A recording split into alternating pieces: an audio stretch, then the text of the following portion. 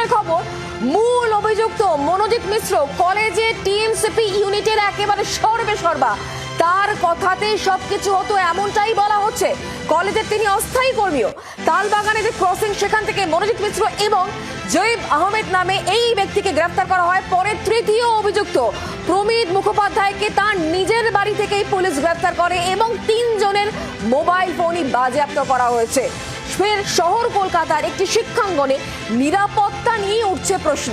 ধৃত 3 জনকেই আজকে আদালতে তোলা হয়েছিল এবং 3 জনেরই 5 দিনের পুলিশ হেফাজত হয়েছে। আমরা ইতিমধ্যেই ঘটনাস্থল দুটো, একটা হচ্ছে ইউনিয়ন রুম, যে ইউনিয়ন রুমে প্রথমে ওই ছাত্রীর ওপর যৌন নির্যাতনের চেষ্টা চালানো হয়। বাইরে 2 জন দরজা বাইরে থেকে আটকে রেখে তারা দাঁড়িয়েছিল 2 জন ছাত্র, এবং পরবর্তী সময় যে গার্ড রুম রয়েছে সেই গার্ড রুমের ভেতরে দফায় দফায় ধর্ষণ করা হয় ওই ছাত্রীকে। সেই সময় 2 জন পাহারায় ছিল। ফলে সেখানে গিয়ে আজকে কলকাতা পুলিশের সায়েন্টিফিক উইংয়ের যারা অফিসাররা তারা গিয়ে সেখান থেকে নমুনা সংগ্রহ করবে, ফরেন্সিক বিশেষজ্ঞরা যাবে। এই ঘটনায় আরও একটা গুরুতর অভিযোগ উঠছে।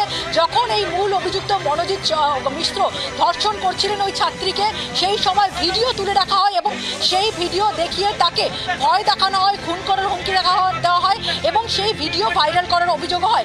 ইতিমধ্যেই অভিযুক্তদের যে মোবাইল ফোন সেগুলো বাজেয়াপ্ত করা হয়েছে, সেগুলো ফরেন্সিক পরীক্ষার জন্য পাঠানো হবে। গোটা ঘটনাটা নির্দিষ্টভাবে কি ঘটেছিল তার একটু যদি সিকোয়েন্সটা আমরা জানাই। ছাত্রীর যেটা অভিযোগ, গত পরশু দিন কলেজে ফর্ম ফিল আপ ছিল পরীক্ষার জন্য। দুপুর 12টা নাগাদ তিনি পৌঁছেছিলেন, তিনি ফর্ম ফিল আপ করেন। তিনি এই কলেজে ভর্তি হওয়ার পর গার্লস সেক্রেটারি করা হয়েছিল ইউনিয়নের। ফলে তিনি কিছুক্ষণ গিয়ে ইউনিয়ন রুমে সময় কাটানছিলেন। তারপরে কিছুক্ষণ তিনি যান। এই মনোজিৎ মিশ্র তার ব্যক্তিগত জীবন সম্পর্কে কথা বলে, তাকে প্রস্তাব দেয়, আলাদা করে ডেকে নিয়ে গিয়ে বিয়ের প্রস্তাব দেয়। ছাত্রী জানিয়ে দেয় যে তিনি একজনের সঙ্গে সম্পর্কে জড়িত, ফলে তার পক্ষে এই সম্পর্ক গ্রহণ করা সম্ভব নয়, এই প্রস্তাব গ্রহণ করা সম্ভব নয়। এরপরে বাকি প্রত্যেকে চলে গেল। ওই ছাত্রীকে কিছুক্ষণের জন্য থেকে যেতে বলা হয়, কিছু কাজ আছে।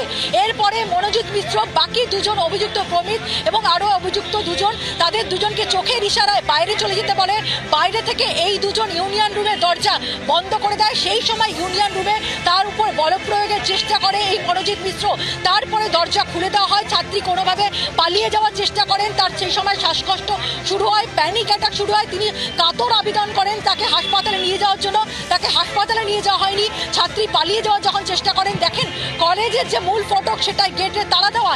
এরপরে ওই ছাত্রীকে আরও নারকীয় ঘটনা, ওই ছাত্রীকে নিয়ে যাওয়া হয় টানতে টানতে গার্ড রুমে। সেই গার্ড রুমের গার্ডকে বাইরে বের করে দেওয়া হয়। 2 জন অভিযুক্ত তারা গার্ডকে বলপূর্বক বাইরে বার করে দেয়। কার্যত গার্ড তিনি হেল্পলেস হয়ে পড়েন এবং সেই গার্ড রুমের মধ্যে দরজা বন্ধ করে মনোজিৎ মিশ্র তার উপর একাধিকবার ধর্ষণ করে। বাইরে পাহারায় 2 জন ছাত্র যারা ওই কলেজের বর্তমান ছাত্র দফায় দফায় ধর্ষণ করে এবং এই ধর্ষণের মুহূর্তের ভিডিও তুলে রাখে এবং ভিডিও তুলে রেখে ছাত্রীকে ভয় দেখানো হয়, যদি তিনি মুখ খোলেন তাহলে তার প্রাণনাশ করা হবে।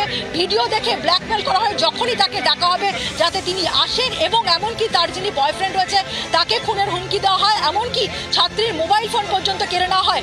রাত্রির 7:30 থেকে প্রায় 9টা পর্যন্ত দফায় দফায় 1.5 ঘন্টা ধরে এই নারকীয় অত্যাচার চলতে থাকে। তারপর ছাত্রীকে যেতেও ছেড়ে দেওয়া হয়। ছাত্রী বেরিয়ে তার বাবাকে ফোন করেন এবং তারপর থানায় অভিযোগ দায়ের করা হয়। ফলে বুঝতেই পারছো, সদ্য ভর্তি হওয়া একজন ছাত্রী, তার সঙ্গে নারকীয় অত্যাচার। বাকি প্রত্যেকে যখন চলে গিয়েছিল রাত্রিবেলা কলেজের মধ্যে, যে কলেজে ছাত্রী পড়াশোনার জন্য গিয়েছিল, সেখানে এই ধরনের ঘটনার অভিযোগ উঠেছে।